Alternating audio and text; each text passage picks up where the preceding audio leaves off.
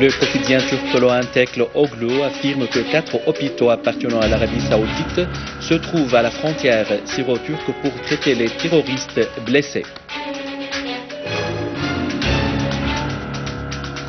Liquidation des membres des groupes terroristes et destruction de leurs armes et munitions à l'ouest de Yapoud et plusieurs autres régions.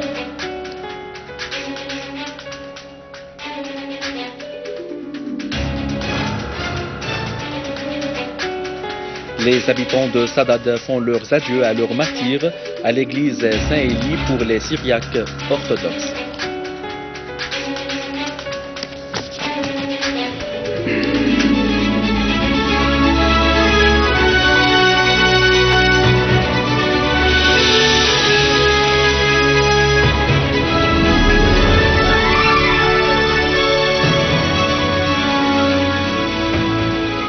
Mesdames et messieurs, bon après-midi et bienvenue à notre journal. Le secrétaire régional adjoint du Parti Baas arabe socialiste, Hilal Hilal, a visité le centre d'accueil provisoire à Dahiyat Qudsaïa dans la banlieue de Damas et fait une tournée dans les rues de la ville de Jaramana. Lors de cette visite, Hilal a pris connaissance de la situation des citoyens déplacés de la ville de Mouaddamia résidant dans des centres d'hébergement. Il a évoqué les services octroyés par le centre aux personnes affectées par les actes perpétrés par les groupes terroristes armés à Al-Mouaddamia. Hilal a indiqué lors de cette tournée que le terrorisme qui vise cette ville ferme est un terrorisme en faillite. Le ministre de la Santé, Saad Al-Naïr, a précisé que le ministère a importé les meilleurs vaccins pour la campagne nationale de vaccination.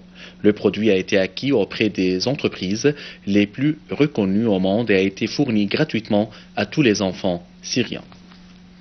Le ministre a effectué une visite à la banlieue de Damas, au centre de santé Qudsaïa et au centre d'hébergement temporaire du complexe éducatif pour inspecter le déroulement de la campagne nationale de vaccination contre la rougeole et la polio dans ces centres. Le ministre a déclaré que cette campagne de renforcement des campagnes précédentes est très importante, notamment dans les circonstances actuelles, pour faire face à la propagation des maladies et des virus. Al-Naïf a souligné que la campagne de vaccination contre la polio a protégé 1 600 000 enfants en Syrie, environ 800 000 enfants d'âge scolaire. La campagne nationale de vaccination contre la rougeole et la polio se poursuivra jusqu'à la fin du premier semestre dans les écoles. Les travaux de la conférence générale annuelle et extraordinaire de l'Ordre des avocats ont été lancés à l'hôtel Hacham à Damas, ayant pour thème « Les avocats resteront les hommes du droit, les fils de l'arabité et les défenseurs de la souveraineté et de l'unité de la Syrie et de l'indépendance de la profession juridique ». La conférence examinera le projet du règlement intérieur de l'Ordre des avocats, le projet de modification du système financier et du système commun des agences, le rapport annuel du Conseil de l'Ordre et l'approbation des comptes définitifs et les projets des budgets de l'exercice 2014.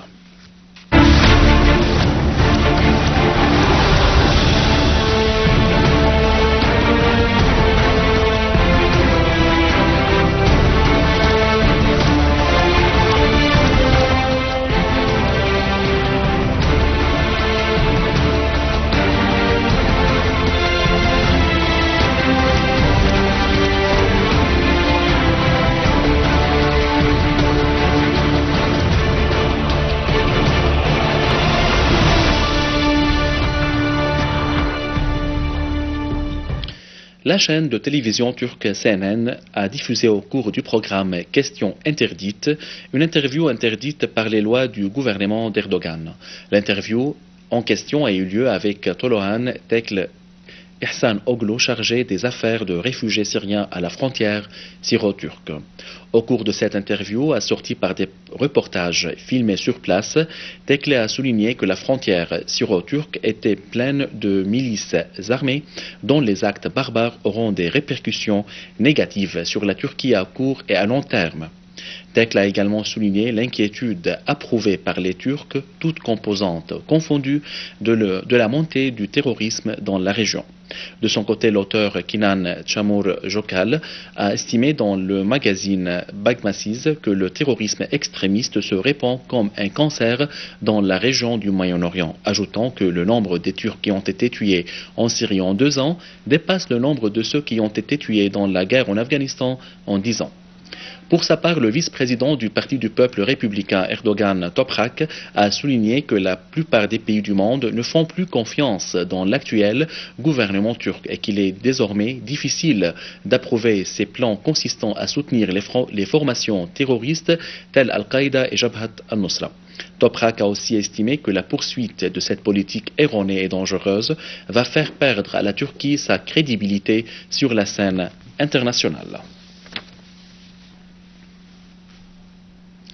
Dans la banlieue de Homs, nos forces armées ont pris pour cible les derniers regroupements des terroristes dans le quartier est de la localité de Sadad et traqué les résidus des groupes terroristes dans les quartiers voisins. Par ailleurs, des unités de l'armée ont détruit des véhicules chargés d'armes et des munitions des terroristes sur la route Hafar Sadad, Al-Qaryatain, Hawalin et Al-Hadas.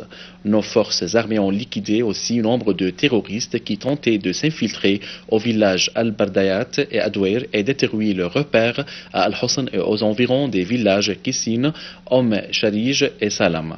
Dans la ville de Homs, nombre de terroristes ont été tués ou blessés près des mosquées At-Tahiyya et Az-Zawiya dans le quartier Bab al-Houd et Al-Qusur. Toujours à Sadad, dans la banlieue de Homs, des obsèques solennelles ont été réservées aux citoyens tombés en martyrs lors de l'agression menée contre leur village Sadad par des groupes terroristes armés. Les obsèques en question ont été organisées à l'église Saint-Élie pour les Syriaques orthodoxes à Fayrouza.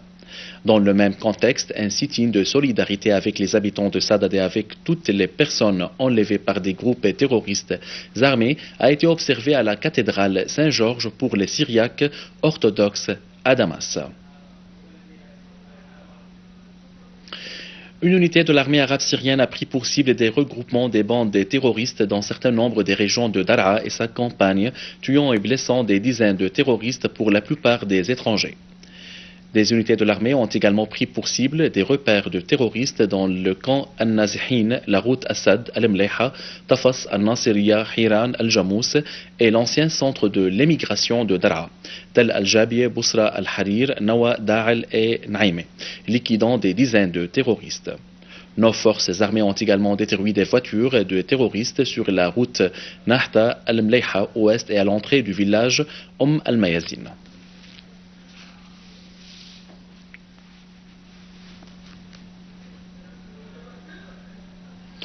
Dans la banlieue nord de l'Atakia, l'armée arabe syrienne a détruit des entrepôts de munitions et des roquettes des terroristes.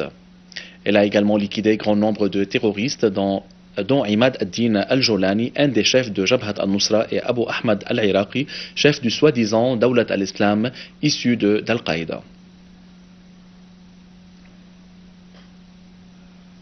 Dans la banlieue est de Hama, des unités de l'armée arabe syrienne ont saisi en collaboration avec les habitants du village Al-Archoune à Salamiya un camion chargé de roquettes et d'armes, arrêtant nombre de terroristes qui étaient à l'intérieur de ce camion. À la fin de ce journal, je vous en rappelle les principaux titres. Le quotidien turc Toloan Tekl affirme que 4 hôpitaux appartenant à l'Arabie Saoudite se trouvent à la frontière syro-turque pour traiter les terroristes blessés.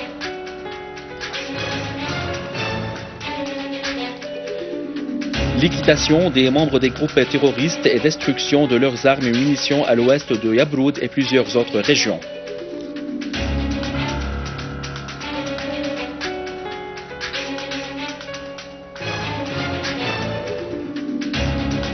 Les habitants de Sadad font leurs adieux à leurs martyrs à l'église Saint-Élie pour les Syriaques orthodoxes.